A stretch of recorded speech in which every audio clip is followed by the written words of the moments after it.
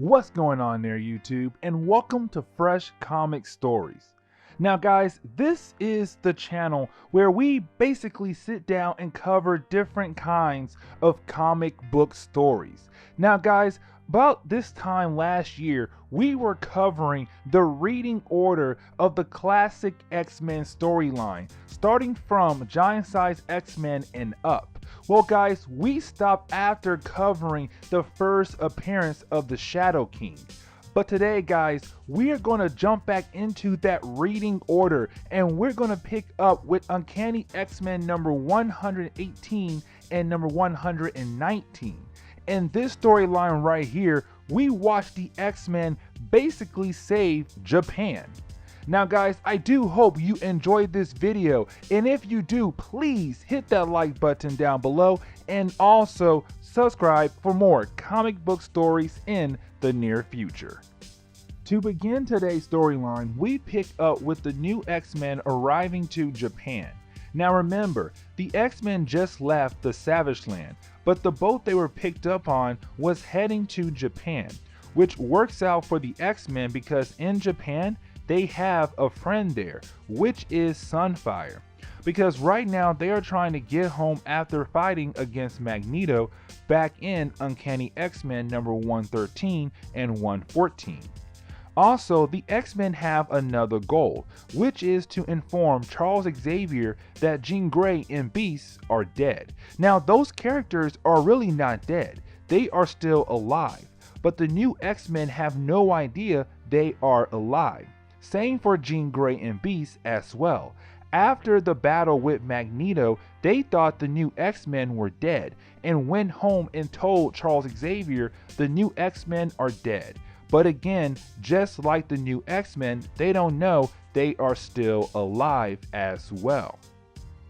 Now, back to the present day, we pick up with the new X-Men arriving to Japan, but seeing that the town they are arriving into is on fire right now, which makes the X-Men nervous and change into their X-Men outfit to figure out what in the world is going on in Japan.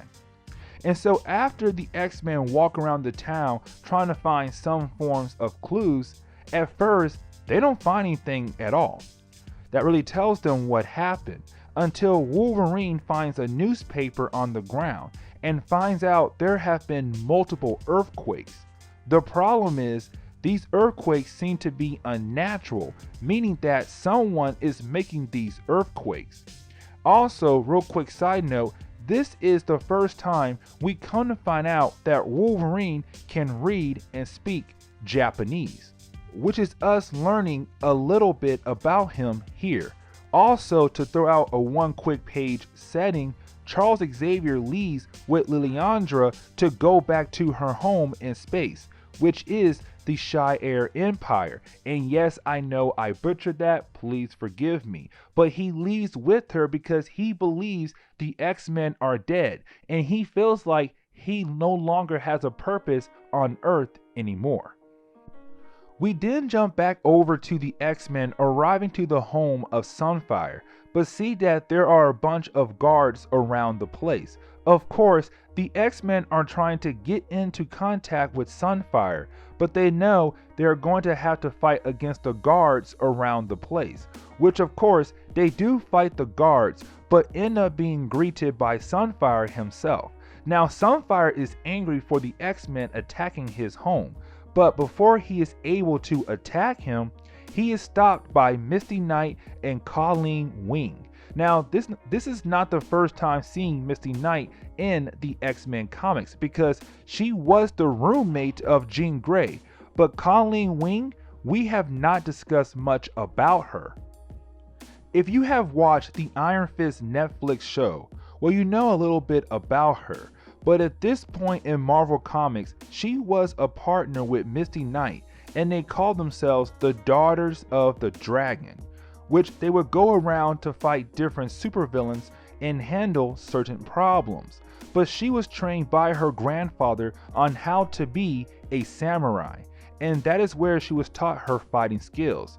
But moving back over to the story, the Prime Minister of Japan tells Sunfire that he has to work with the Daughters of the Dragon and the X-Men to defeat their newest foe. That is when we jump over to Wolverine meeting a woman he will quickly fall in love with. Now, Wolverine meets up with a young lady named Mariko Yashida, and yes, I'm pretty sure I butcher her last name, so once again, please forgive me. Now guys, this is her first time appearing in X-Men comics, actually in Marvel comics. Now, with these two meeting for the first time, she is freaked out by Wolverine, but the mood is changed into them liking each other. But before they're able to get to know one another, that is when you have a random earthquake happen and Wolverine has to protect Mariko, and the X-Men have to defend for themselves. After the earthquake stops, they are greeted by mandroids. Now, these mandroids are just bodysuits that were made by Tony Stark a while back, but somehow the enemy who has been attacking Japan was able to get his hand on some of these machines and hand them over to his crewmen. Now, the X-Men are able to defeat these mandroids very quickly, but that is when they are greeted by Moses Magnum, and he tells everyone that the Prime Minister has 24 hours to surrender Japan or he will sink Japan into the ocean. Okay, so Moses Magnum is a very interesting character that no one really cares for. So he first appeared in Giant Size Spider-Man number 4, and he was an independent weapon manufacturer in his early days. And he was hired to try to make some new toxic formula, but he tried it on innocent people, which then he was stopped by Spider-Man. After a short time not appearing in comics, he reappeared in Power Man Annual number 1. Now, for you guys out there who have no idea who Power Man is, of course, it is Luke Cage. That was Luke Cage's original superhero name. But after fighting against Luke Cage, he was thought to be dead, but he survived. Now, originally, his powers came from his suit, where he is able to make earthquakes, but after fighting against Luke Cage and being trapped in the Earth core, he was given the ability to cause earthquakes, now without his suit, but not earth-shattering earthquakes. Now, picking back up with the story, we pick up with the X-Men, Sunfire, and the Daughters of the Dragon right now trying to sneak into the base of Moses Magnum. Here's the big thing about the second half of this story. It is all action. You basically have the X-Men sneaking into the base with them broken down into different teams and trying to get inside the base to fight against Moses Magnum. Now, of course, when they do get inside, they do all fight against Moses Magnum. Now, this is the book where Banshee does get sidelined, where he stayed around the X-Men, but he couldn't help them fight anymore. The reason why is because after Moses Magnum fought against the X-Men, he ran into his secret weapon that can help him sink Japan into the ocean. But Banshee, using his sonic scream to kind of stop Moses Magnum machine, the whole island they were on explodes. But the X-Men survived the explosion. But with Banshee pushing his powers to their full extent, he is now unable to use his powers, which is basically means that he is now sidelined on the team. Now, to wrap up today's video, we pick up with Jean Grey arriving to Mer Island, which belongs to Mariah McTaggart. I always want to say Maria McTaggart, to spend the holiday season with her, Polaris, Havoc, and Jamie Madrox. While those characters are hugging one another, on the other side of the island, you have this mysterious man named Angus who helped the X-Men before, back in the early Chris Claremont run on the X-Men.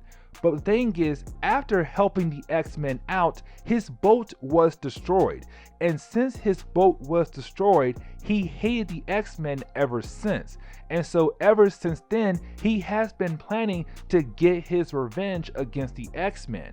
And his goal was to blow up the base, or the laboratory of Mariah McTaggart. The problem is, as soon as he gets deeper and deeper into the laboratory, something out of nowhere jumps him and basically kills him off. And this is us wrapping up today's video. And so guys, please hit that like button down below and also subscribe for more comic book stories in the near future. Also, any suggestions on books I should read, let me know in the comments below, because you never know, your suggestion could be a future video down the road. But guys, I will see you on the next comic book video.